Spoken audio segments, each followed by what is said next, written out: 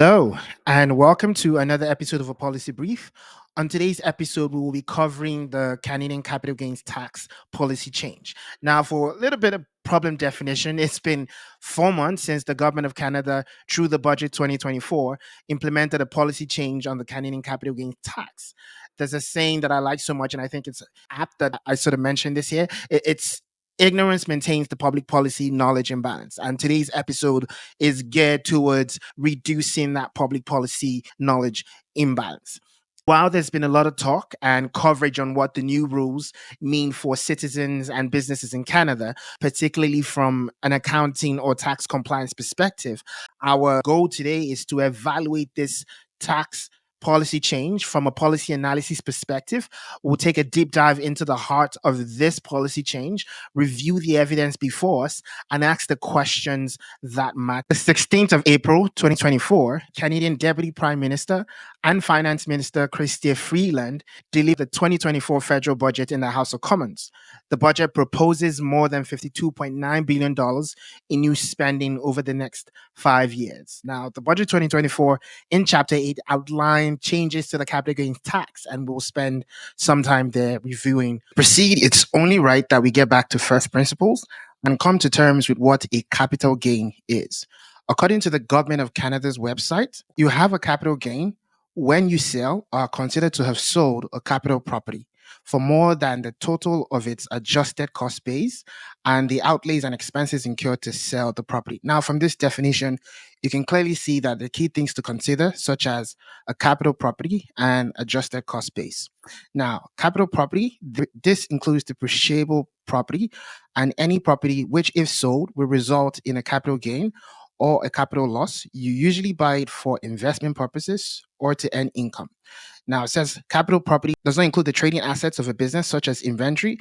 Some common types of capital properties include cottages, securities, such as stocks, bonds, and units of a mutual fund trust, land, buildings, equipment used in a business or a rental operation. Now, just to quickly tidy up that definition, we'll look at the adjusted cost base. This is usually the cost of a property plus any expenses to acquire it, such as commissions and legal fees. I hope this isn't starting to seem like we're trying to learn Taugean physics. A capital gain is simply a tax you pay on the gain or profit when you sell what the tax authorities consider a capital property. And the examples provided are cottages, financial assets, and real estate. Basically, it's a tax on the rise of the value of an asset. Now that we've gotten what a capital gains tax is out of the way, an important question to ask is, why do we have a tax policy change and why now? A good place to start is the Canadian Prime Minister Justin Trudeau's video on YouTube on the policy change. This is a tax policy change that impacts less than 1% of people, but look at how much attention it's getting. I'll just quickly stop here. For the uninitiated, the framing utilized in this video might go unnoticed. However, the reason for the attention he speaks of is because taxes affects us all, right? Good example is you get taxed when you earn, and we call that income tax. You get taxed when you spend, we call that sales tax. You get taxed when your money earns, and in this case, it's what we're talking about, which is a capital gains tax. You get taxed when you buy property, and that's what we call property tax. You get taxed when you die, and that's true inheritance tax. Truth of the matter is taxes affect also, it's sort of like macroeconomic variables like inflation, the Bank of Canada's policy rate, and other topical issues in Canada like housing, immigration, and most important, it's election season. And that's why everybody's reacting to the reason why there's another tax. And fun fact, the voting process is how citizens express their preference for the level of and quality of public services and the corresponding level of taxes. Good quote I would like to sort of drop here is, taxation without representation is tyranny, and that was by James Otis, as a U.S. lawyer and politician at the time of the American Revolution. So I just continue playing this. Some people don't think that the richest few should pay more in taxes. Well, I don't agree with that. At a time when the richest are only getting richer, I think it's fair to ask those people to pay a little more. You may have heard of the capital gains tax, or what some people call the capital gains tax advantage. And if you don't know what that is, you probably don't get that advantage. I don't quite understand what he's saying. He says a capital gains tax advantage, and he mentions the idea that you've amassed enough wealth so you get a tax break. Doesn't exist. Just to point out, that doesn't exist. It's basically where you've made enough money and amassed enough wealth in assets that you end up getting a tax break. Yeah, it doesn't exist. Here's what I mean. Everybody pays taxes on 100% of their salary. If a nurse is making $70,000 a year, or an investment banker has a salary of $800,000 a year. I'll just quickly stop here. You might don't get too annoyed for me stopping. Still on the framing. Once you understand the economic theory on fairness, which is at the heart of the reason for this tax change, you understand that what he's saying isn't quite true. Also, in terms of framing, the career choices that our prime minister mentioned, an investment banker and a nurse, it's framing to elicit an emotional reaction. Yeah, and let's just keep this as an anchor whilst he explains what capital gains tax advantage is. When it comes to paying income taxes, they're both paying taxes on all of that income. Now, that nurse may be living a good life, but she's probably not earning enough to be buying and selling assets like properties. But that investment banker who's making $800,000 a year probably is. So, quick one. He uses two extremes. An investment banker. What percentage of the population are investment bankers? How many investment bankers make 800,000? In Canada, compared to the US, what's the investment banker share of the economy? And how many people actually are investment bankers in Canada? And do they make 800,000? Not true. A good thing I like to point out here, someone says a nurse making $700,000 can live pretty comfortable. I don't want to go into what he says next. And truth is, if you're making a good living, you can afford assets. Imagine if you're making 700,000 and you get the chance to buy what might be a future Nvidia or Google. You can buy assets. You can buy $500 worth of stocks, $700 worth of stocks, $1,000 worth of stocks, and in the future they can become $1 million. So he's quite not, saying the whole truth. He's putting some of his money in assets, like buying and selling properties or shares in companies. This becomes like a second and sometimes bigger source of income for him. When that investment banker sells those assets, he only pays taxes on 50% of the profits he makes. Now, he's not paying 50% in taxes. It means that if he makes $1 million from selling properties or stocks, taxes only apply to $500,000 worth of it. Quick point of correction. If a nurse buys assets, she pays the same amount. So it's not that the richer person pays more, they all pay the same amount. So the framing is just out of this world. So when all the math is done, that nurse is paying about 29% in taxes on her full $70,000 salary. But the investment banker, he's only paying taxes on half of the money he makes from selling assets. That's the capital gains tax advantage. And it's not really fair. So we're going to change that. Starting June 25th, if someone makes up to $250,000 in capital gains, they're still going to pay taxes on only half of that. But for anything they make over $250,000, they're going to pay a little more. They'll pay taxes on 2/3 of that. So the very richest people are going to profit a little less off their assets, only 0.13% of Canadians to be exact. These are people who have an average income of $1.4 million a year and are mostly in their 60s or older. So why am I telling you this if the vast majority of you won't pay $1 more? Well, for two reasons. First, the conversation always seems to be dominated by the richest people in a society. This is a tax policy change that impacts less than 1% of people, but look at how much... Well, that's not quite true. It impacts everybody. But I'll play on. But look at how much attention it's getting. And second, you should care about your tax system. This change to the capital gains tax will result in almost $20 billion in new revenue. So, ladies and gentlemen, this is the reason for the new tax, $20 billion in new revenue. Revenue that will go towards the biggest investment in housing in Canadian history. revenue that will create a national school food program, that will make prescription contraception and insulin available for anyone who needs it, that'll build a national dental care program. See, a fair system creates a fair country. And that's what I want, a fair Canada for every generation. All right. Honestly, this is the real reason for the tax change. It's government's funding source that enables it provide public service goods or programs like the type mentioned by Prime Minister Justin Trudeau. Honestly, Canada needs intervention in terms of housing and things he mentioned, but this is really the reason. Before we proceed to assemble the evidence needed to evaluate the new tax policy change, it's only right to provide some historical context when it comes to taxes. Historically, taxes prior to the 20th century contributed to a lower percentage of a nation or state's income. It typically increased significantly in times of war, as was noted during World War One and Two.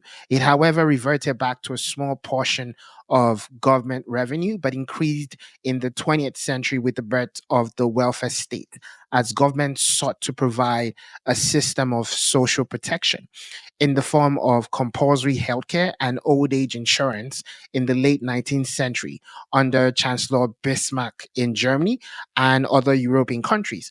In the US, the introduction of the Federal Social Program by Franklin D. Roosevelt was a turning point for a regime of significantly higher taxes. Over time, countries have rolled back significantly high taxation. Canada in the 1990s and 2000 curbed total taxation. The key, or would I say important insight, is the provision of government services is the reason for a dispersion of total tax rates in various countries. Now, taxes help government come up with the money it uses to provide government services such as public good. Since this is about capital gains tax, it's worth mentioning that Canada did not have a capital gains tax until 1972. Since its introduction in 1972 up until 1988, Canada taxed 50% of capital gains at the individual's top marginal rate. This inclusion rate increased to 66.67% in 1988 and increased to 75% in 1990. This lasted about a decade, and in February 2000, the rate was reduced down to two-thirds, which lasted until October 2000, where it dropped back to 50%, where it remained prior to the change in June or in May, according to the budget 2024. Moving things along, we'll be assembling some evidence to evaluate this tax policy change. And we'll start by providing a spotlight on Budget 2024. The theme is Fairness for Every Generation, which is quite fitting with the narrative at the core of this tax policy change. Now, Budget 2024, the Deputy Prime Minister's forward, I believe, is a good place to start. First thing you notice is a fair chance to build a good middle class life. First, we're building more affordable homes. That's the first team, and there are three teams here. The first team is we're building more affordable homes because we believe the best way to make home prices affordable is to increase supply and quickly.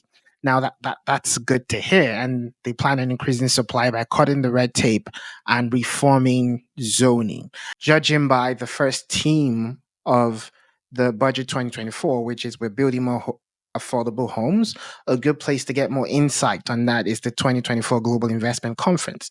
Canadian real estate pressures, increasing demand for rental markets. And I just want to quickly highlight briefly what's been said. It says one popular reason for government's immigration policy is to replace an aging workforce. Between 12.5% and 16% of the G7 population is expected to retire in the next 10 years.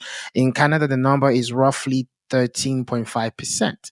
However, the cost of housing can prove challenging for many immigrants to Canada, making it difficult for immigration alone to offset the coming wave of retirement. Now, it's also noted that new housing supply has long lagged Canada's increase in housing demand. Now, it says among the G7, Canada has the lowest average housing supply per capita at 424 units of housing per 1,000 residents. Given the 1.25 million newcomers who arrived in the country in 2023, another 1.8 million additional dwellings would be required for Canada to reach the G7 average, which obviously it's falling short. Now it says currently Canada averages 200,000 housing completions per year, which has imparted affordability on a wide scale, according to Canada's Mortgage and Housing Corporation. The country would need an additional 3.5 million to 5.8 million housing units by 2030 to restore affordability of this much needed housing. Pittman noted 2 million units will have to be purpose built rentals, considering Canada has succeeded in adding only 570,000 new purpose built apartments in the last 30 years. 2 million may be difficult to achieve now. Just to put a pause here, in the recent days in October, Canada has made some changes to its immigration where they've made temporary reduction in immigration, and I would be showing the numbers subsequently.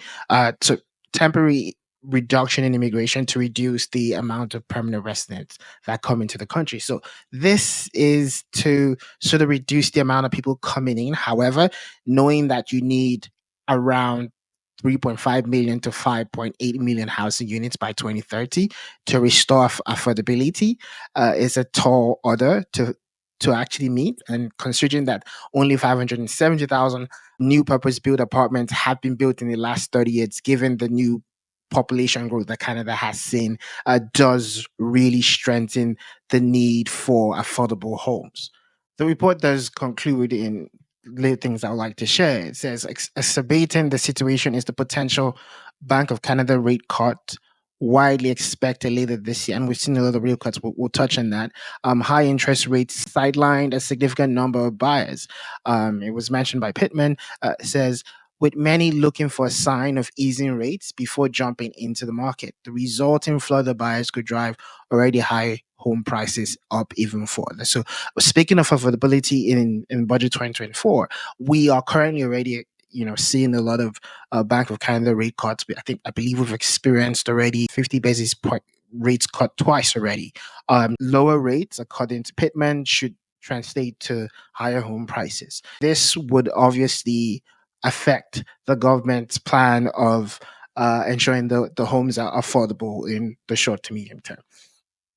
Just to quickly round off here, the second point, three team in the Deputy Prime Minister's forward, it says, secondly, we're making life cost less. We're strengthening Canada's social safety net for every generation. Talk about the $10 child program they have, and their new programs that will make going to the dentist and the pharmacy a lot cheaper.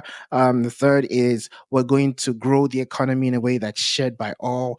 We have a plan that will increase investment, enhance productivity, and encourage a kind of game-changing innovation that will create good paying and meaningful jobs and to keep Canada at the economic forefront. Now, I believe that's most of what we'll cover here. And just to quickly round this up, it says we're making Canada tax system more fair by asking the wealthiest to pay their fair share so we can invest in prosperity for every generation. And because it would be responsible and unfair to pass on more debt to the next generation. She has a vow to strengthen and expand the middle class. Now, I'm sure you're noticing a theme, which there's a lot of talk about fairness and asking the wealthiest to pay their fair share. So we'll touch on fairness, and we'll also look at efficiency much later in terms of evaluating this policy change. In a bit, to assemble more evidence required to evaluate this tax policy change, we'll be looking at Chapter 8 of Budget 2024. This is actually the chapter that contains the change in the capital gains tax policy. Now, the first paragraph is a little bit insightful, and I'll read that. It says Canada is one of the wealthiest countries in the world. For generations, this has meant Canada is a place where everyone could secure a better future for themselves and their children. This is in no small part due to our commitment to progressive taxation, investment in Canada's strong social safety net, and an effective, efficient government. Together, Canada's tax and benefit systems have supported equality of opportunity for generations of Canadians. Now, Two important things to notice here is progressive taxation and equality of opportunity. The use of the phrase equality of opportunity is important when it comes to the concept of inequality, because it brings to mind the concept of equality of outcome versus equality of opportunity. From the very first paragraph of chapter 8, a case is made for equality of opportunity as the goal of the government. This is surprisingly contrasted with the idea that follow in the paragraphs immediately after the stance for the concept of equality of opportunities made, as the document makes the claim that in the last few decades, achieving middle class status has become difficult. Now, pause here. What exactly is the middle class? I probably should do a topic on that. For different countries, the definition of the middle class is a little bit hazy. Um, Now, just go on. The document claims that those at the top have been getting richer while younger generations struggle to buy first home and afford to start a family. And I'll just say this is more framing. Then it goes on to say that the government is asking the wealthiest Canadians to pay their fair share, which goes against the claim that Canada's tax and benefit systems have supported equality of opportunity for generations of Canadians. Perhaps this is a fundamental change of the tax ideology, or it's a convenient means to achieve government funding targets by tugging at the emotional streams of inequality. As we move along to find clarity and to try and understand what the government is actually trying to do with this capital gains tax policy change, we can go on by looking at the key ongoing actions. But I did quite find that what we have here in the key ongoing actions sort of corroborates with the Deputy Prime Minister's forward, where it talked about building more affordable homes, making life cost less, and growing the economy. That's sort of a summary of all that you find here, as opposed to actually going deep into everything and reading everything just to save time. That's sort of summarizing what we have here. But I did find something that was quite interesting. Just quickly read a few things here. It says lowering taxes on the middle class, and you find there's a lot of emphasis on the middle class. And the next one, which is in line with what we're talking about, the capital gains tax policy change, says ensuring the wealthiest pay their fair share by introducing a top tax bracket of 33% for the wealthiest Canadians. We see introducing a 2% tax on share buybacks.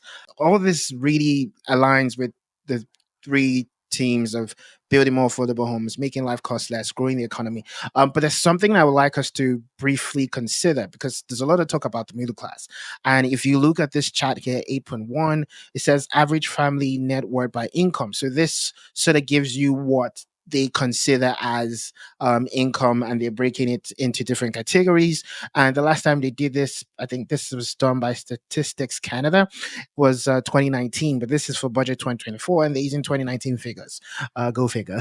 So just looking at this, when you see quintile for the uninitiated, that's a bit distracting or it doesn't make sense. Basically, this is saying that this is the bottom 20% of the population. So $220,000 is the average net worth of the bottom 20% of Canadians.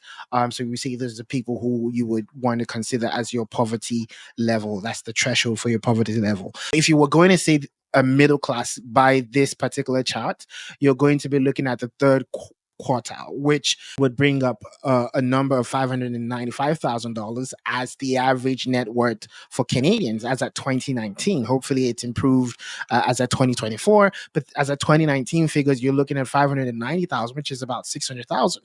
If you're going to have a range, you're going to go from the second quartile, which would be 383,000, to the fourth quartile, which would be $858,000. So the question is, are you saying for people who have, let's say, $400,000 as the lowest range of the middle class to $858,000, which is about $900,000, are you saying that they don't have enough disposable income to buy assets or cottages or stocks or real estate where they can pay capital gains taxes when they make a profit above 250,000? That's not really telling the truth.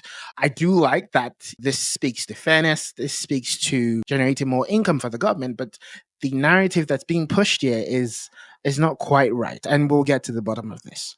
So let's move forward and consider what's being said. And I'll read it and sort of comment going on from here. It says Canadians pay tax on the income from their job, but currently they only pay taxes on 50% of capital gains, which is the profit generally made when an asset such as stock is this is the capital gains tax advantage. And you see, this is the framing that I was sort of alluding to.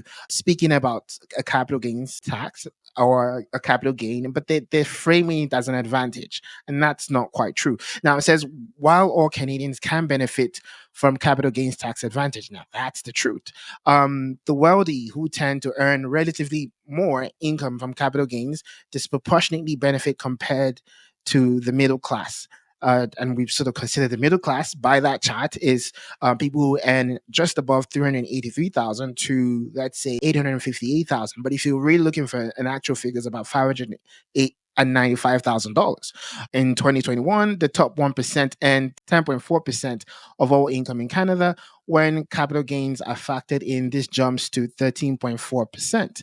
And there's talk about tax fairness. And my question is, what is tax fairness? And we'll get to that. Is important for every generation, and it is particularly significant for younger Canadians. In 2021, only about 5% of Canadians under 30 had any capital gains at all. And this makes sense because if you look at it, you typically start to amass wealth when you're in your 30s. When you're in your 20s, you're getting out of college. Some people might go to grad school. You are living paycheck to paycheck. And the best thing most people do is put that money for a home. So the narrative, it doesn't quite make sense. But I guess probably they know something that we don't. The current regime may result in situations where the wealthy individuals face lower marginal tax rates on the capital gains than what a middle class worker would face on their earnings. For instance, a nurse in Ontario earning 70,000. So now back to this nurse narrative that the prime minister had. This is fun. Earning $70,000 would face a combined federal provincial marginal tax rate of 29.7%. In comparison, a wealthy individual in Ontario with $1 million of income would face a marginal tax rate of 26.8% on their capital gains. And this is not quite true. So, what they're doing, and would explain what they're doing, is they're comparing apples with oranges. Income tax and a capital gains tax, they're different type of taxes. They're different. So this is it's just not quite right. But let's read on. So we see differences in taxation rates between income earned from wages and capital gains and dividends currently favor the wealthiest among us. Like I said, this is all framing, but let's just see where they're going with this. The government is committed to a fair and progressive tax system by increasing the capital gains inclusion rate, which is what was done. We will tackle one of the most regressive elements in Canada's tax system. Our government is proud to be reducing this inequality. Taxing capital gains is not inherently a partisan idea. It is an idea that everyone who cares about fairness can support. Not quite sure. In fact, the idea of taxing capital gains in Canada first got traction with the government of Prime Minister John Diefenbaker and the Royal Commission on Taxation, chaired by Kenneth Carter. In the Royal Commission's report, Carter declared that fairness should be the foremost objective of the tax system, famously insisting a buck is a buck is a buck. I like that. As of 1990, the government of Prime Minister Brian Mulroney had raised the capital gains inclusion rate to 75%. So now here's the question. It was 75% as of 1990, but if you can recall, from 75%, it went lower. There's a reason we've had really high tax rates earlier on. If you go back to the time of the Beatles and things like taxes have been high, but they've come down. There's a reason they came down economically. So let's not forget that. So let's just keep going. And now to where we really have our bread and butter, which is where the tax policy was changed. It says to make Canada's tax system more fair, the government is proposing an increase in taxes on capital gains. And now this has taken effect already. It says Budget 2024 announces the government's intention to increase the inclusion rate on capital gains realized annually above 250,000 by individuals and on all capital gains realized by corporations and trusts from one half to two thirds by amending the Income Tax Act effective June 2024. We see here that what they're really increasing is the inclusion rate. However, this obviously will affect everyone, but the framing is that it would affect the wealthiest because obviously they tend to have more. While that sounds like sound logic, it still affects every single individual who probably might not be in the top 1% or in the top 20% because you can have cottages, you can have things that are of value. You could have bought stock when it was cheap and now it's made a lot of money for you and then you have to pay capital gains tax. So I mean, it's almost like they're punishing you for making that money. But I guess let's read on. The inclusion rate for capital gains realized annually up to 250,000 by individuals will continue to be one half. The lifetime time capital gains exemption currently allows Canadians to exempt up to let's say 1 million in capital gains tax free on the sale of a small business shares and farming and fishing property. This tax-free limit will be increased to 1.25 million effective June 25th. So this is good. I commend them for this, and will continue to be indexed to inflation thereafter. So there's potential for it to continue to increase if we have high inflation. This is good. In 2025, Canadians with eligible capital gains of below 2.25 million will be better off under these changes. So yeah, there's some calculation that was done to show that they will be better, but the framing is just not quite right. So the government will maintain exemption for capital gains for the sale of a primary residence to ensure Canadians do not pay capital gains taxes when selling their homes. Any amount you make when you sell your home will remain tax free. So now this was really important when I heard about this tax policy change because I was wondering the bulk of the asset for most Canadians is in their homes. The deputy prime minister had to come out and give clarification that your principal residence is exempted for capital gains when you sell it, and that's a good thing. Now, but we will still come to the fact when we really examine and do proper analysis going forward, you find out that this doesn't quite exempt most Canadians because they do have secondary homes, things like cottages, and they also have real estate that isn't quite their primary residence.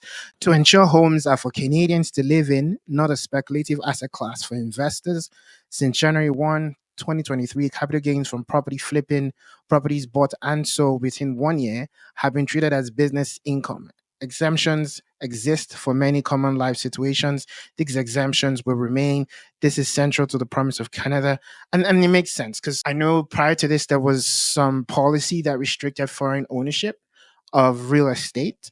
And one sort of just reads this and wonders how this affects the prices of houses and the price of renting and things like that for many Canadians. However, it's a good step in the right direction. How it affects the average person who interacts with the aftermath of this is yet to be seen. In a bit, not to get too deep into the weeds, I will move forward. It says the proposed higher inclusion rate on capital gains will result in more equitable marginal tax rates across revenue sources and income levels. In particular, the proposal would increase the average federal provincial marginal tax rate on capital gains above $250,000 of someone earning $1 million a year to 35.7%. We see the chart here. And the focus is on marginal tax rate. So across all sources of income. Like I pointed out, the goal of this really is to increase government revenue. And that's just what it is. It's to increase government revenue. However, the government is hiding behind fairness. And we'll touch on the economic theory of fairness. So please stay tuned. So just looking at this is, it says to ensure the increase in capital gains inclusion rate is concentrated among the wealthiest while keeping taxes lower on the middle class.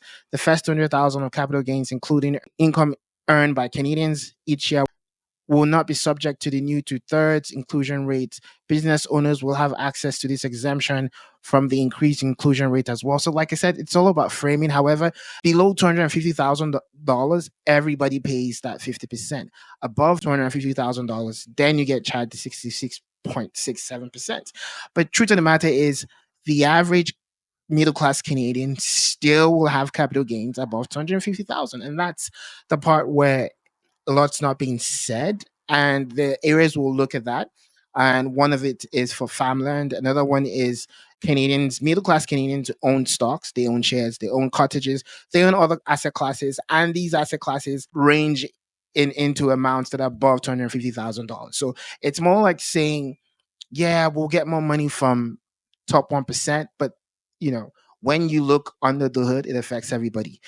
So to go on, we see Canadians with capital gains income 2025 projection. You see the numbers here, and the framing with the numbers, it's quite compelling. However, the evidence is, whilst this looks like it's going to be business as usual with people who earn above $1 million, they're about paying more, but you find out that everybody else would pay more. So that's the end of that. So just look here, you see corporations with net capital gains income. These are the corporations that would probably be affected according to the data that they're presenting. You see 2.6%. And one will say, well, that's not quite significant. However, what's the spillover effect to the economy?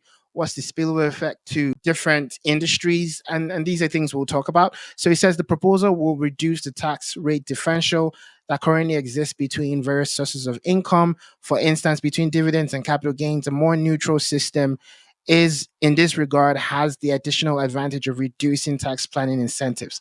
I'm not quite sure that that would work, thinking that this will sort of close the incentive to plan in terms of capital gains or taxes ahead. I'm not sure that's even this is even going to give them more incentive to try and find loopholes. So he says here, increasing the capital gains inclusion rate is not expected to hurt Canada's business competitiveness. That's debatable. So you see, just so that we don't go into the weeds, because the other things we'll need to look at. It says Canada has the lowest marginal effective tax rate in the G7. I sort of got this a lot. There's a lot of comparison with the G7, well, which is the big boys. However, it's good to have that comparison, but it's also good to compare with what's really appropriate, which is your own self. Like compare your country historically as opposed to always looking outward, which is good sometimes. However, you want to sort of compare apples with apples, because the economy in the US, the economy in France is somewhat still different to the economy in Canada. Now, it's estimated that this measure would increase federal revenue by 19.4 billion over 5 years, starting 2024, 2025. So this, like I said, was the main reason, because talking about that $20 billion in new revenue, increasing the inclusion rate on capital gains is also expected to generate significant new revenue for provincial and territorial governments, equivalent to up to 60% of new federal revenue. Now, like I said, this really was the reason why this happened. For forecasting sake, these numbers seem fine. However, from a policy analysis standpoint, you cannot have faith in the numbers because of the underlying uncertainty involved as regards the actions of taxpayers, because they would obviously have to react. Do we continue to pay this new tax, or do we find loopholes? Do we find other means to ensure that we don't pay as much as the government wants us to pay? The key question to ask here is, how would they react, and what are the spillover effects to the economy? Still on budget 2024, we're looking at the economic and fiscal overview. I'd like to quickly point out here that a quick wellness check on the Canadian economy is important, as a sound economic foundation provides the grounds for enough wiggle room for the new tax policy change and its likely effects. So just to quickly look at what we have here, and not going too deep into the weeds, we see that there's a claim that the Canadian economy is outperforming expectations, and a lot of things have probably changed, little variables since this came out. But I just want us to have this as sort of as a base point. It says the Canadian economy is outperforming expectations. In the face of higher interest rates have come down a little bit. Canada has avoided recession. Well, this is debatable. We'll see more evidence regarding this. As some had predicted, inflation has fallen from June 2022 peak of 8.1% to 2.9. We see inflation has come down. The labor market has remained solid. Well, we'll talk about this, real wages, and all of this. We'll look at things like the interest rate, the Bank of Canada's policy rate cuts. To get a clear picture of what exactly is going on, we'll be taking a deep dive into economic indicators for Canada, things like inflation and employment. And a good place to start is the Bank of Canada's October 2024 monetary policy report. Today, we lowered the policy rate by 50 basis points. This is our fourth consecutive decrease since June and brings our policy rate to 3.75%.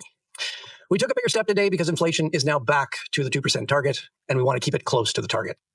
All right. According to Bank of Canada's governor, Tiff Macklem, the Bank of Canada has consecutively reduced its policy rate to three quarter, which is basically 3.75%. Yes, he is correct that the bank's target, which on average is 2%, with a control range of 1% to 3%. Canada's inflation targeting started into one, and its inflation control agreement gets reviewed every 5 years, with the last renewal in 2021. Now, the target, that's the inflation target's aim, is to keep inflation low, stable, and predictable, with the ultimate effect of promoting economic stability and sustainable growth. As at September 2024, Canada's inflation rate was 1.6%, which is the lowest it's been since, I believe, February 2021. And this is well below the Bank of Canada's 2% target, but within the control range of 1 to 3%. In the past few months, inflation has come down significantly from 2.7% in June to 1.6% in September. Recent indicators suggest it'll be around 2% in October. Price pressures are no longer broad-based, and both our measures of core inflation are now below 2.5%. Our surveys also find that businesses and consumer expectations of inflation have shifted down and are nearing normal. All this suggests we are back to low inflation. This is good news for Canadians. Now our focus is to maintain low, stable inflation. We need to stick the landing. All right, so we need to stick to landing. So the message, according to the governor, is inflation has come down, and they expect it to be around 2% in October. Price pressures are no longer broad-based. Both measures of core inflations are now below 2.50%. Now, just to provide context for core inflation, it's a measure of inflation that the Bank of Canada and other central banks typically use. It excludes very volatile elements of the basket of items that we use to judge what price levels are. Things like energy and food, they're quite volatile, so they take them out to provide a clear picture of the underlying trend of inflation. Basically, it gives you a general direction of where prices should be heading in the economy. Basically, just responding to what the governor said, it appears monetary policy has been effective in controlling inflation without being influenced by short-term fluctuations in high volatile categories. That's what we're seeing. According to the governor, he says survey says business expectation believes inflation has shifted down and is near normal, and that's what you want to see, especially with what's going on in this press conference, which is the Bank of Canada's what we call in regulation circles forward guidance. He's basically letting us know that forward guidance has worked. According to the governor, we see that he mentions that data suggests that we're back to low inflation, and the focus is to maintain low, stable inflation. And he mentioned something that was quite critical, which is stick to landing. Basically speaks to the central bank's ability to achieve low and stable inflation without causing undue harm to the economy. And that's where we're at with what the governor is trying to explain. Sticking the landing means the upward and downward forces on inflation need to balance out. Household spending and business investment have picked up this year, but remain soft. This softness has helped take the remaining steam out of inflation. But with inflation back to 2%, we want to see growth strengthen. Today's interest rate decision should contribute to a pickup in demand. The bank forecasts inflation will remain close to the target over the projection horizon. The upward pressure from shelter and other services is expected to gradually diminish. With stronger demand, the downward pressure on inflation is also forecast to dissipate, keeping the upward and downward forces roughly in balance. If the economy evolves broadly in line with this forecast, we anticipate cutting our policy rate further to support demand and keep inflation on target. The timing and pace of further interest rate cuts will depend on incoming information and our assessment of its implications for the inflation outlook. And as we've been doing, we will take our monetary policy decisions one at a time. All right. So just to reiterate a little bit of what the governor mentioned, they expect inflation to be back to 2% according to their forecast. We do have to bear in mind that it is a forecast, and forecasts sometimes do have errors. So they expect inflation to be back to 2%. We should see the economy strengthen. We should see a pickup in demand, as is expected with lower interest rates. He also mentioned the upward pressure on shelter, which is housing, is expected to diminish.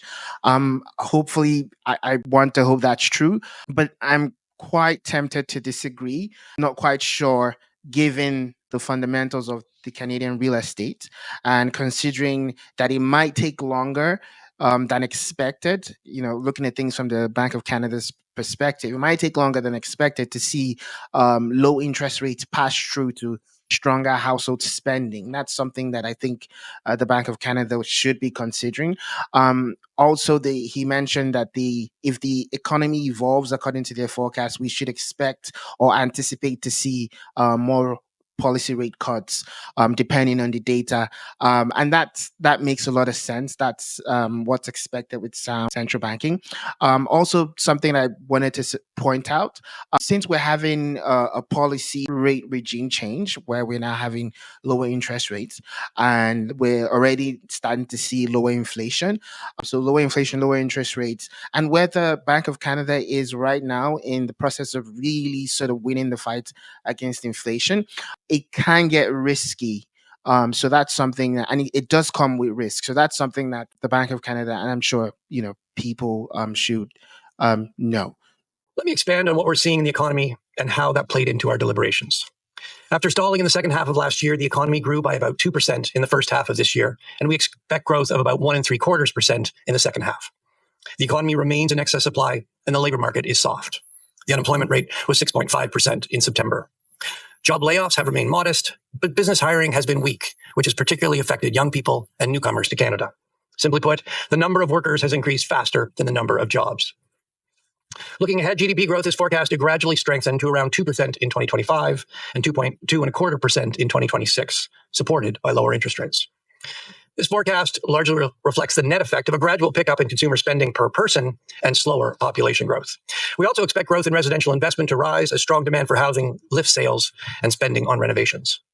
Business investment is expected to strengthen as demand picks up, and exports should remain strong, supported by robust demand in the United States. The decline in inflation in recent months reflects the combined effects of lower global oil prices, slightly lower shelter price inflation in Canada, and lower prices for many consumer goods like cars and clothes. Going forward, we can expect to continue to see some monthly fluctuation in inflation, but overall, inflation is expected to remain close to target over the projection horizon, as upward pressure from shelter and other services gradually diminishes and excess supply in the economy is absorbed. There are risks around this inflation outlook. The biggest downside risk to inflation is that it could take longer than anticipated for household spending and business investment to pick up. Our recent surveys suggest businesses expect subdued sales, and their hiring and investment plans are modest. On the upside, lower interest rates could fuel a stronger rebound in housing activity, or wage growth could remain elevated relative to productivity.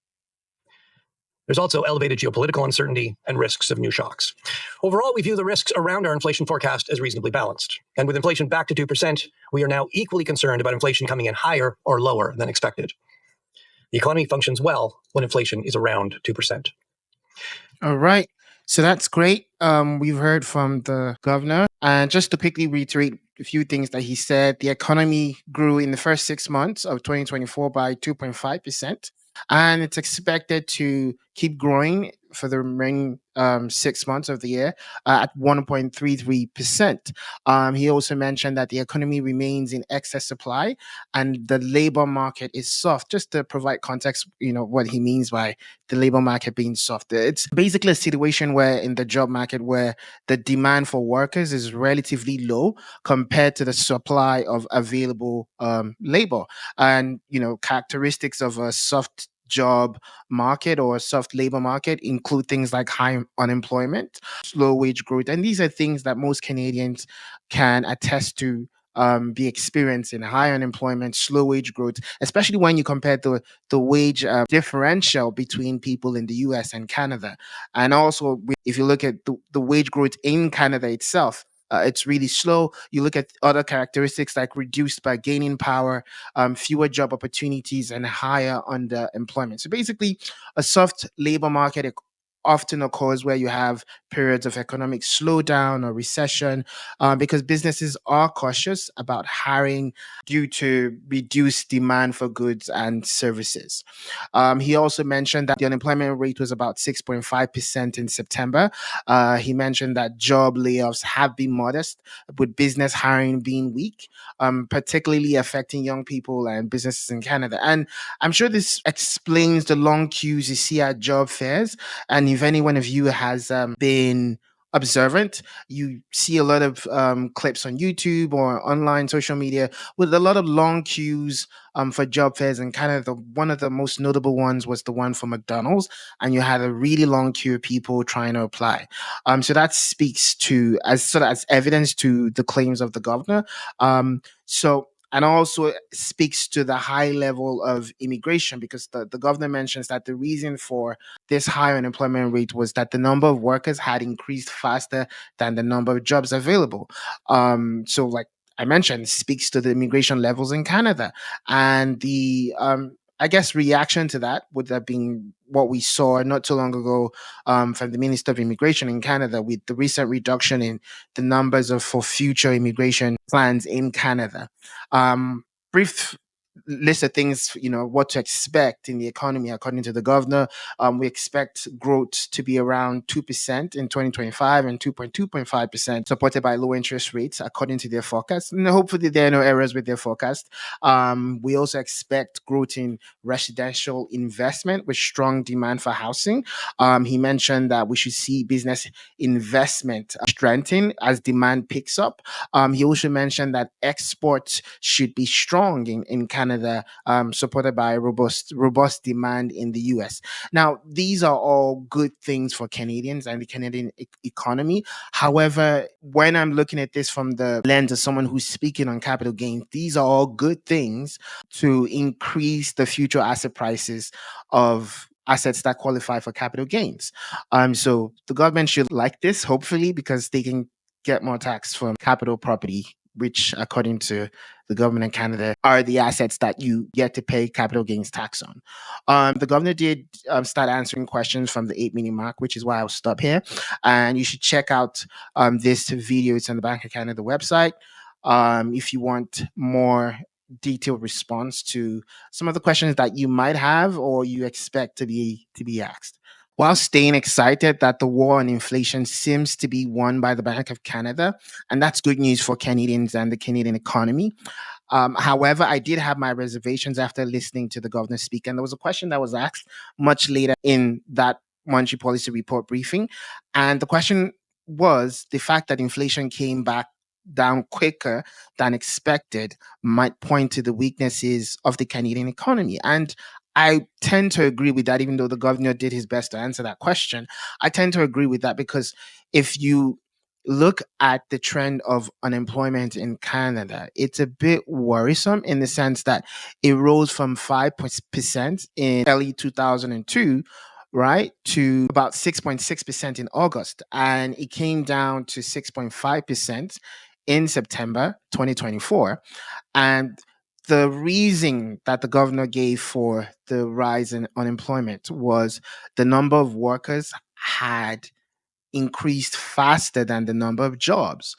And he kept talking about having a labor market that was soft and all of that. But if you take his explanation to be the reason that we have a lot of workers and we have fewer jobs, and then you look at the immigration numbers in Canada and you look at how that is playing out in terms of different industries. He kept mentioning shelter, which is housing, which translates to real estate. And then you look at the fact that Canadians don't quite feel the positive changes that were highlighted in the monetary policy report. And you do kind of understand that it does take time for people to feel this change. But for now, the jury's still out. Unemployment is still ridiculously high. Canadians don't quite feel the effect of these positive changes that the governor mentioned.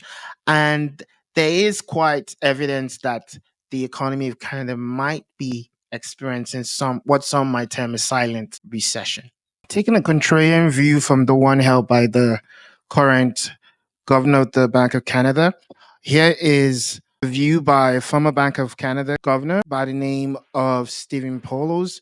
And it says Canadians should brace for recession because odds are not zero, says Stephen Pulse. And this is, you can get this from the Financial Post. So I'll just quickly read a little bit of what the article talks about. It says former Bank of Canada governor Stephen Polo sees recession conditions in many parts of the Canadian economy as growth fails to keep pace with an increasing population. Now, if we go back to the reason why the current Bank of Canada governor mentioned for a rise in unemployment rate was that the number of workers has increased faster than the number of jobs. So this tends to agree with what Stephen Paul is saying. We see that he says Canada's unemployment rate rose to 6.4% in June and ticked up to 6.6 in August. Okay, now we know it went down to 6.5 in September. Now, he says these are close to around 2 percentage points above the low point. Paulo says that's a very decisive recession signal in most situations. Many of our normal signals about recessions are clouded because of what I mentioned earlier, which is the immigration numbers. Now, Paulo says he noted that the population is growing at 3.5%, but the economy is growing at around 1%. So there's a disparity. Population growth of 3.5%, and the Canadian economy is growing around 1%. This is another indication that spending per household is shrinking significantly, something that only happens during a recession. And he is quite right because once you notice a decrease in consumer spending and is significant and the trend does hold for a significant amount of time, it points to a recession.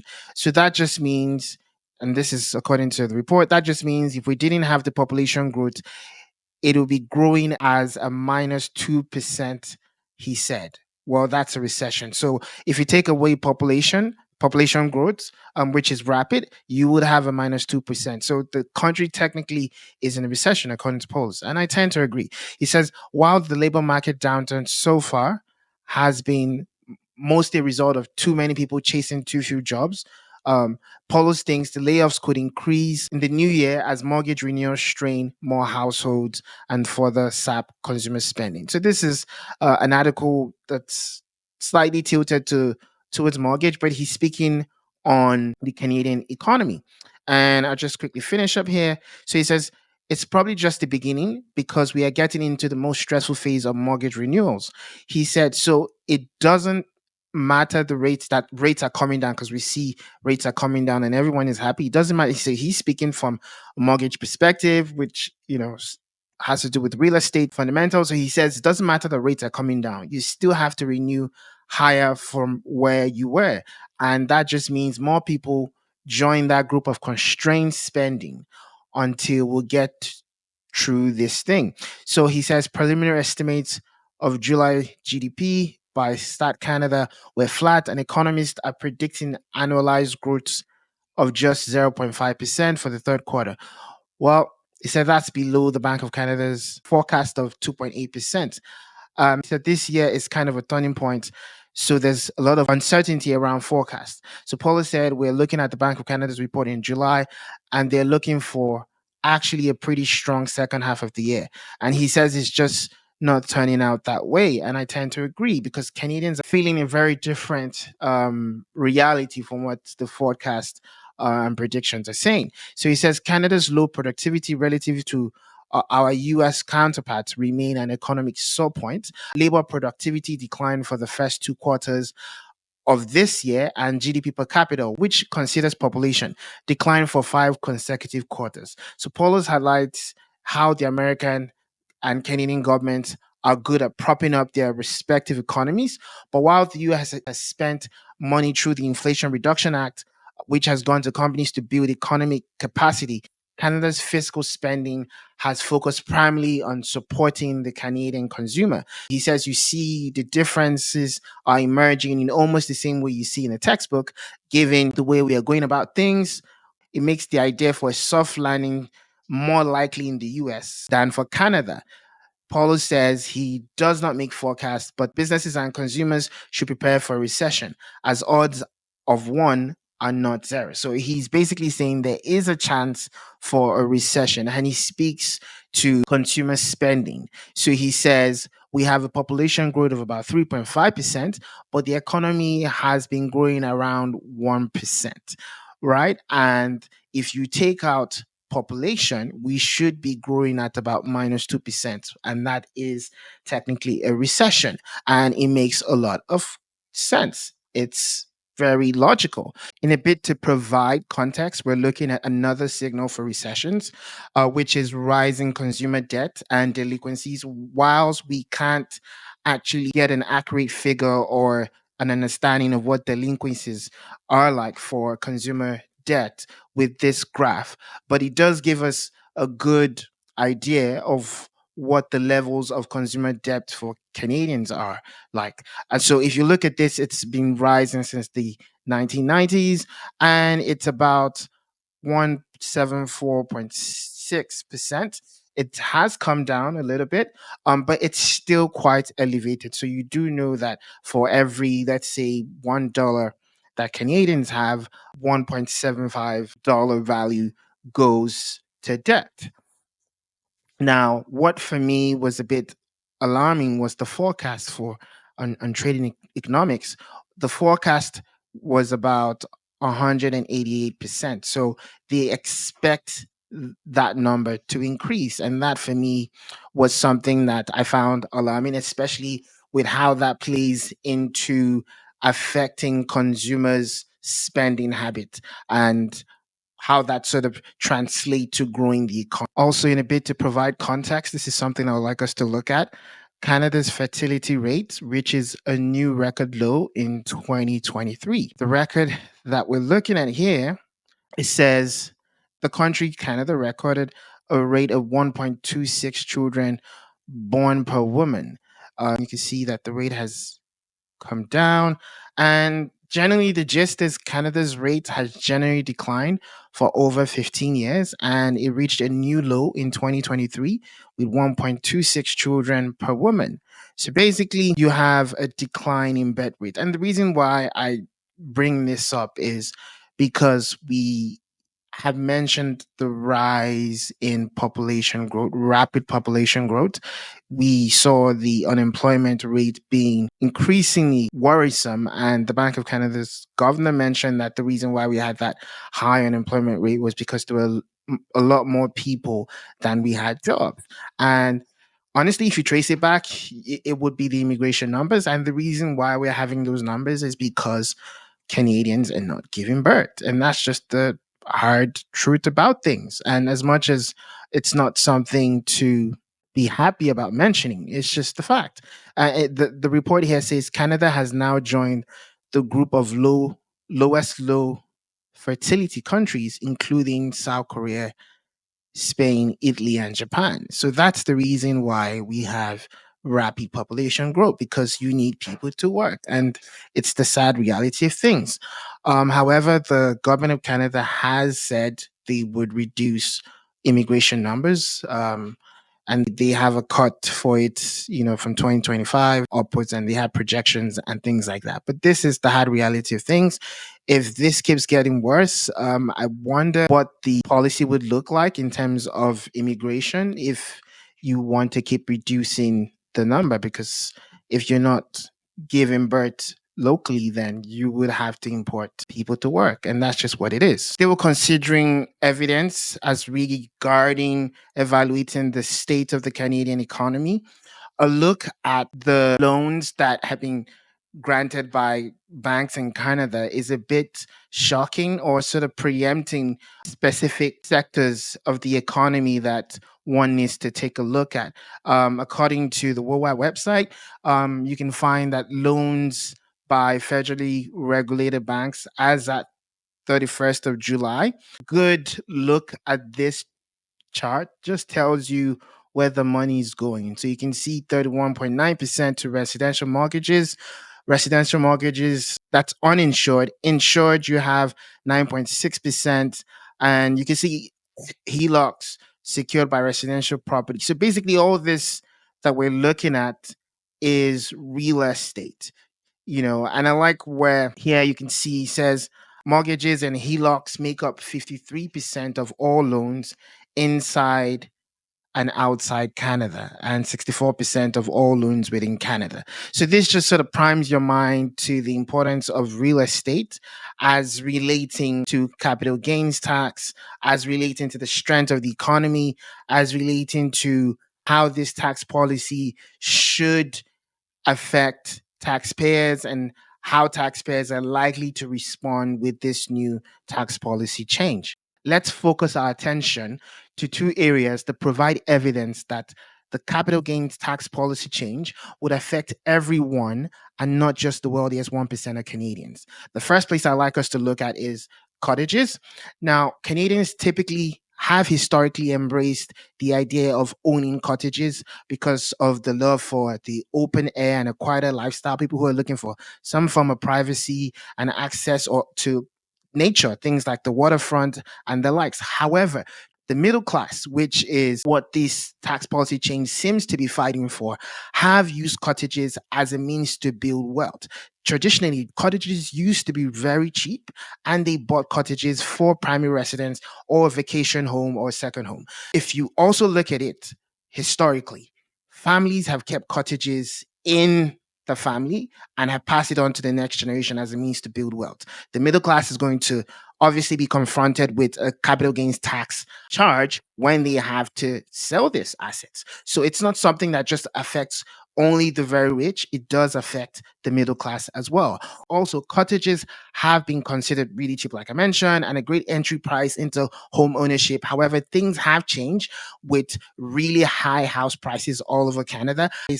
And the rise and demand for cottages have also caused the price of cottages to really skyrocket.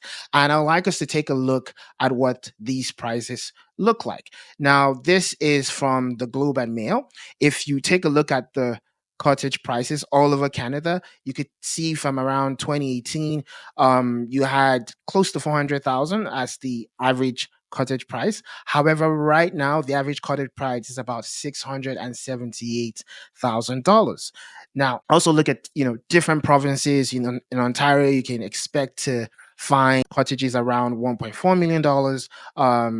You can see in British Columbia about around $700 to $800,000. In Alberta, around $500 to $800,000. In Nova Scotia, around $260,000. The important point to make here that I'm trying to impress on everyone who's listening is that cottages, which is also one of the capital properties that Canada has made known that would be eligible for capital gains, it's not something that only the 1% of the wealthiest Canadians have access to. As a matter of fact, it's an asset class that the middle class have traditionally embraced and will continue to embrace in the hope of building wealth. The second area I'd like us to look at would be the impact of this tax policy change on small businesses. I'd like us to focus on farmers. Now, farmers make up a good chunk of the agriculture sector. And according to Stat Canada in 2023, the primary agriculture and food and beverage processing sector employed 569,800 people. It accounted for about 3% of Canada's GDP, and it provided 1 in 35 jobs in Canada. According to this Financial Post article, farmers will take a hit from the capital gains tax change. We'll just quickly read and analyze and provide some insight. It says farming organizations are joining the chorus of concern over federal government's capital gains tax changes, with one group warning a House of Commons committee on Tuesday that family-owned farms will be negatively affected. And I'll just read on. It says the policy inadvertently targets farmers who produce food to meet domestic and global demand. And as small businesses that are family run, they do not represent the wealthiest among us. Now, so this is by Wheat Growers Association President Gunter Jurchum. It told the House of Finance Committee by making farming financially less attractive, the number of farmers will continue to dwindle, leading to greater consolidation and fewer family owned farms. Now, we'll get to the heart of the matter in a bit. It says the federal government's capital gains tax changes were introduced in April's budget, and it increases the inclusion rate from 50% to 66.7% for individuals with more than $250,000 in capital gains in a given year. However, corporations will face the higher rate for all capital gains. Now, Bertram noted that most Canadian grain farms are structured as corporations and thus will be affected by the changes. So you find that a lot of these farmers structure their farms as corporations as opposed to being something that's held by an individual. It says last week, the finance minister, Christopher Freeland, tabled a separate motion to approve the changes. It says the changes have faced heavy criticism by professionals, including doctors and certain independent business owners. Now, this is what I talked about in terms of small businesses. So, small businesses have been criticizing this tax policy change because a lot of them frequently incorporate their business as opposed to it being a single person business and use their businesses for retirement planning purposes. The Canadian Medical Association and the Canadian Federation of Independent Businesses have repeatedly expressed concern over the impact the changes will have on their members' future financial plans.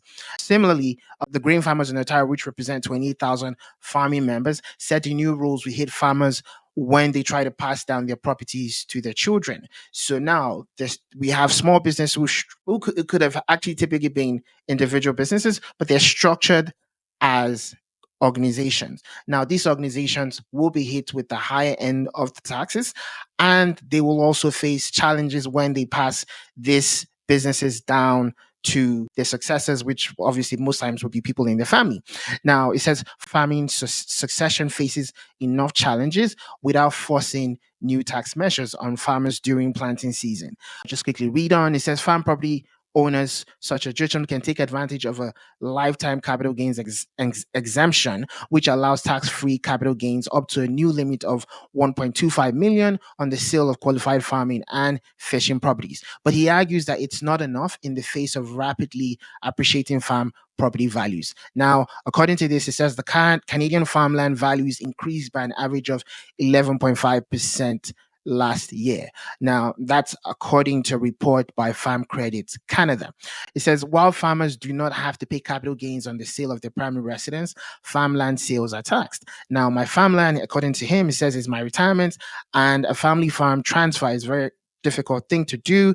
On the advice of my accountant, I did, put a little bit money into the RSP. It says there are other tax benefits that farmers can take advantage of, including the capital gains tax deferral. Farmers are entitled to what's called a capital gains reserve, which allows them to average capital gains income from a farm transfer over a number of years.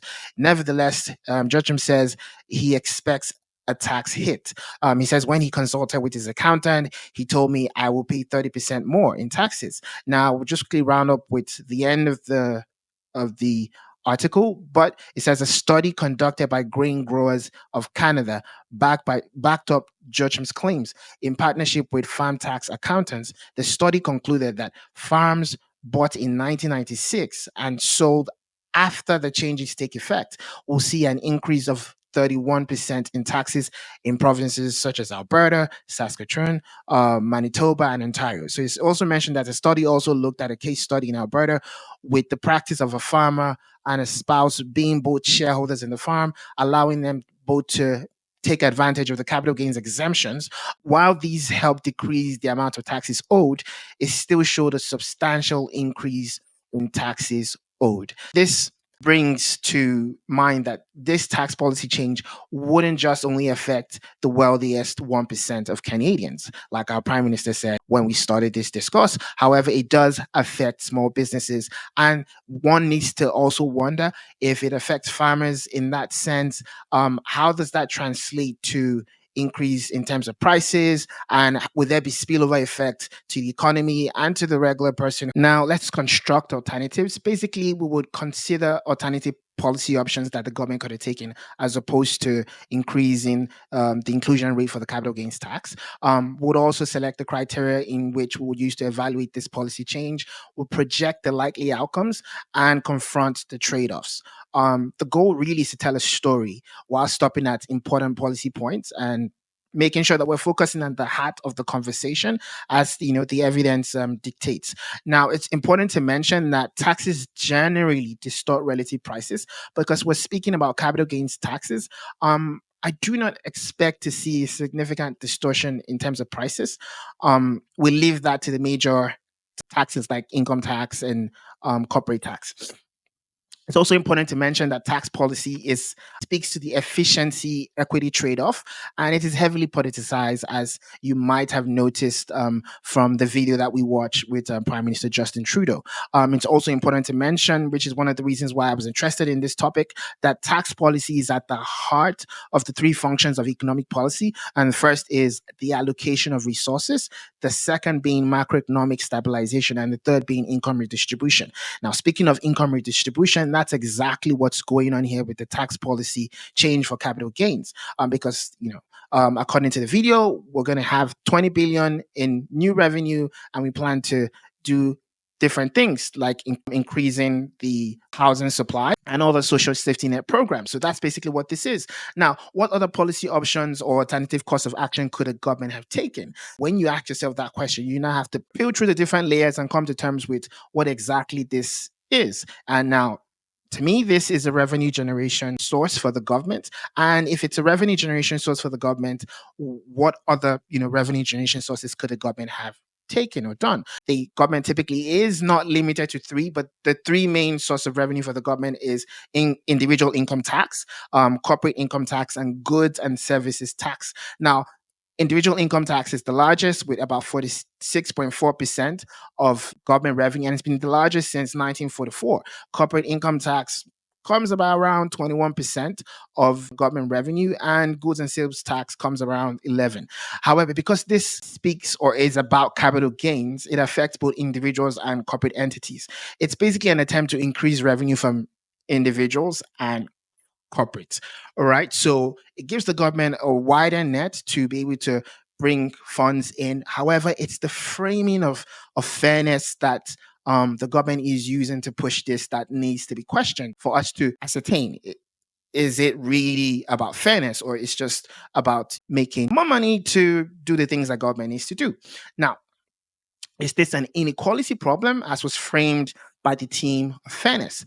If it's an inequality problem, government typically can address inequality by implementing policies that promote equal access to quality education and healthcare. They can enact progressive tax systems to redistribute wealth, invest in social safety nets, combat discrimination, and actively support marginalized groups, essentially focusing on both creating a level playing field through pre-distribution policies and redistributing income through taxation and social programs after income is earned. However, these are things that if you go through budget 2024, it's already present. We already have progressive taxation. We have investment in education and skills development. We have social safety nets in Canada. We also have investments in infrastructure. These things already exist. Another key thing to also consider is, what does the Department of Finance Canada mean when it says these changes will make Canada's tax system fairer by making taxation more income neutral? They went on to say these changes narrow the tax advantage between capital gains and other forms of income, particularly paychecks. For me, honestly, it's all smoke screens. It makes sense when you hear the team of fairness, but if you look through the veil, it's another source of government revenue. And key questions to ask is, how sustainable is this tax policy? Is this a case of confusion by design, but as framing is used to hide the fact that this policy change affects everyone? It is therefore prudent that we ask what some might term dumb questions so that we might arrive at some worthy answers. Because we've had higher capital gains tax policy inclusion rates in Canada. However, these rates have over time come down to 50%. So now, if we're going back up, how sustainable is this? A good question to ask is, what are the motivations or incentives for the government to increase the inclusion rate for capital gains? Fact is, government needs funds to provide public goods. And according to Budget 2024, it says we're looking at building more affordable housing. And that also includes the other social safety net programs that the government has planned in Budget 2024. Also, what are the implications of a higher capital gains tax on economic agents? By that, I mean individuals and corporate entities in the short run, in the medium run, and in the long run, especially what with the indirect effect.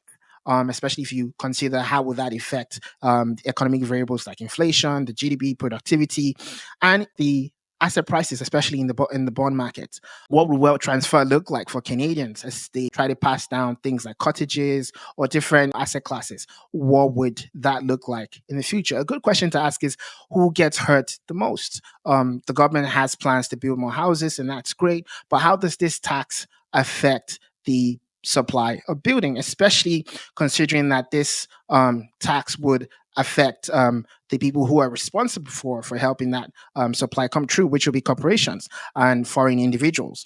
Now, perhaps the best way to go about this evaluation academically would probably be to have a natural experiment, which is a before and after comparison on the effect on economic agents in the short run and in the long run of capital gains tax change. However, we do not have that right now, so we'll make use of our powers of analysis, I would say. Now, how does this affect businesses, individuals, and other private economic actors? That's what we need to be thinking. And what are the likely reactions to this policy change by these individuals?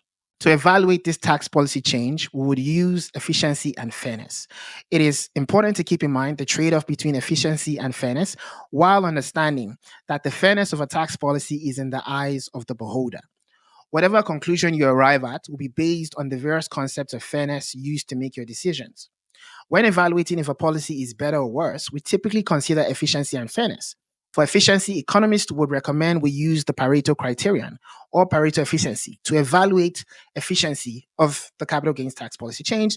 That is to say, we would consider all parties involved, and that includes the government, low income earners, and the top 1%, and ask the question: does this tax policy change leave all parties feeling like there is no alternative policy that will be preferred by everyone affected? I reckon we do not achieve Pareto efficiency with this tax policy change, as it doesn't leave everyone feeling like there is no other outcome that will be preferred by all involved. The question to you is this a Pareto improvement?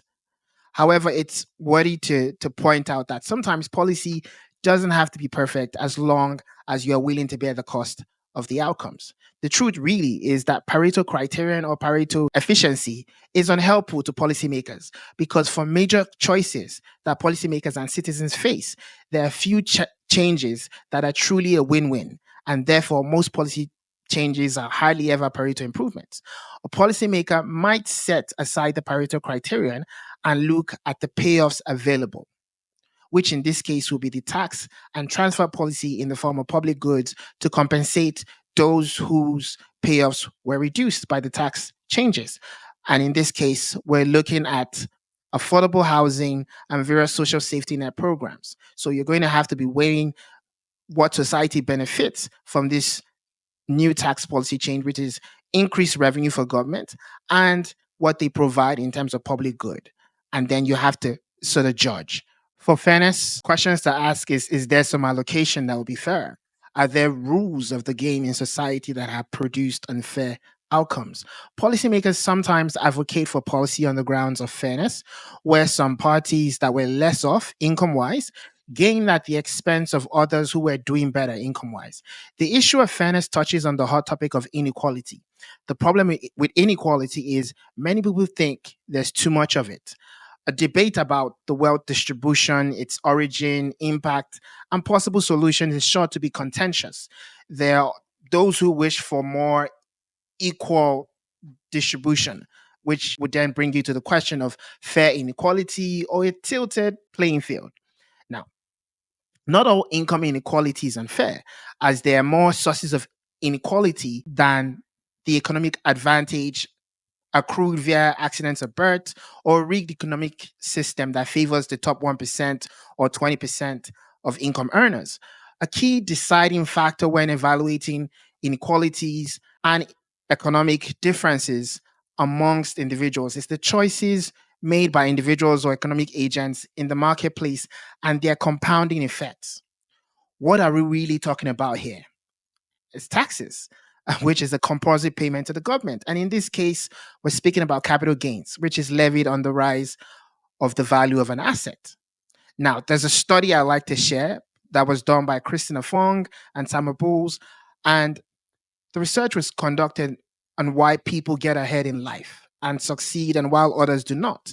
And they found that those who thought that hard work and risk taking were essential to economic success were less likely to support redistribution to the poor, while those who thought that the key to success was inheritance, being white, and your connections and who your parents are were more in support of redistribution to the poor.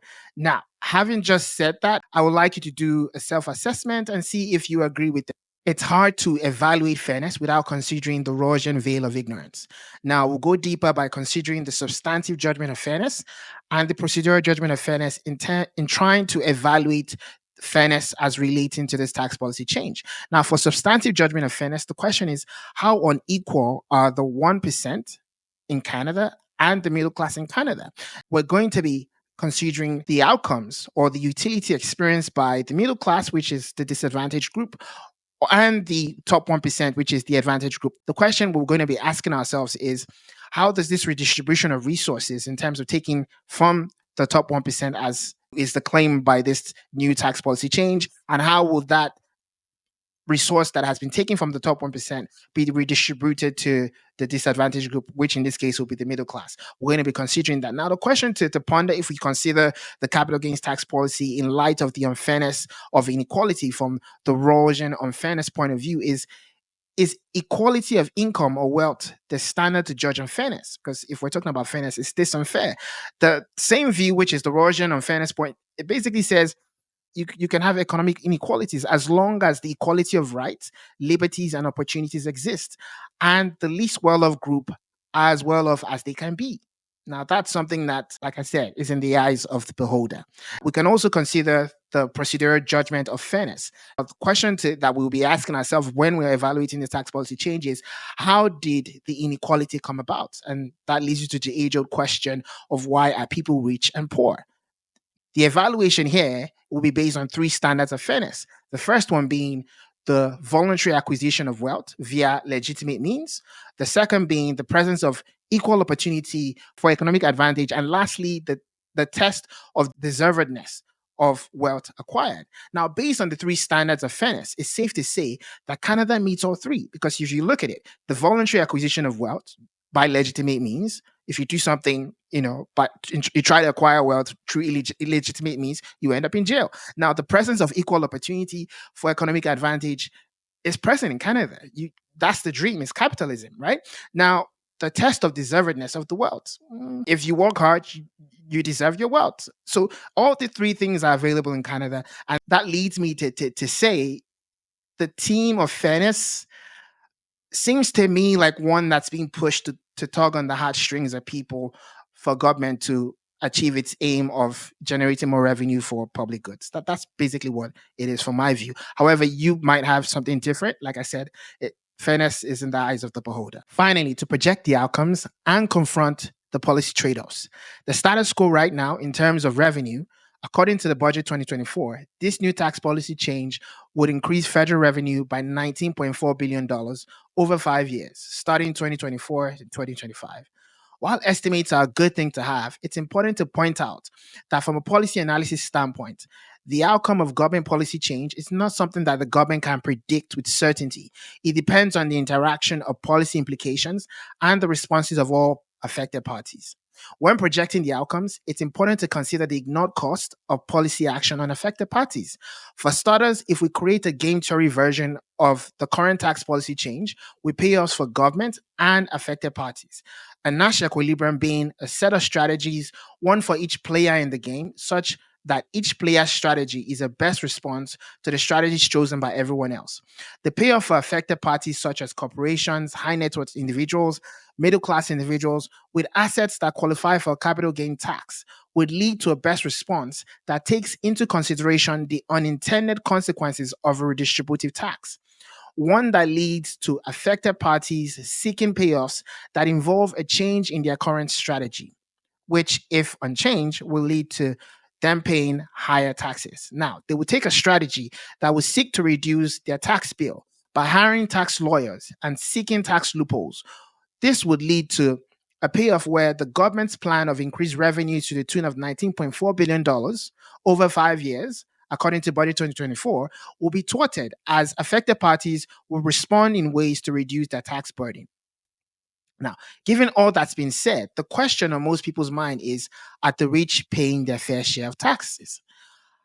However, you choose to define what the rich is, be that the top 1%, the top 10%, top 20%, and you can keep going with that. The fact is, on average, they do and will pay more than anyone in the middle class does. And considering that the fairness of taxes is in the eyes of the beholder, I will let you be the judge of fairness when it comes to the question, are the rich paying their fair share of taxes? In conclusion, on today's episode, we have tried to bridge the gap between perception and reality on the Canadian capital gains tax policy change, which took effect on June 25th, 2024. The fact is, this tax policy change, while it is framed as one that affects only the top 1%, is one that affects all Canadians, as they are not excluded from owning assets that are subject to capital gain. A good example is cottages and small businesses that are set up as corporations. When it comes to taxes, the question of who pays, how much is paid, and how do we spend it are important. Depending on where you stand in the conversation, please be wary of cherry picked statistics. And without answering the questions of who pays, how much is paid, and how do we spend it, there's a tendency that you might be moved straight to concluding that the rich should pay more. All taxes are part of a system. The question remains which taxes are fair. It is, however, misleading to look at people depending on where they are, given a snapshot of their life. For example, the use of the investment banker by Prime Minister Justin Trudeau in his capital gains tax video on YouTube. This is someone who might have had to climb through the wealth ladder from a less fortunate background. The point being, redistribution occurs at all phases of life. A vital point to conclude with is people and organizations respond to taxes. And there are deeper tax policy problems that exist, and they might not be solved by closing loopholes through local and global financial tax structures. Taxes affect us all. The recommendation for individuals will be to monitor and seek your best response through tax planning. For governments, the recommendation will be to monitor compliance and seek to adapt to the likely responses of taxpayers.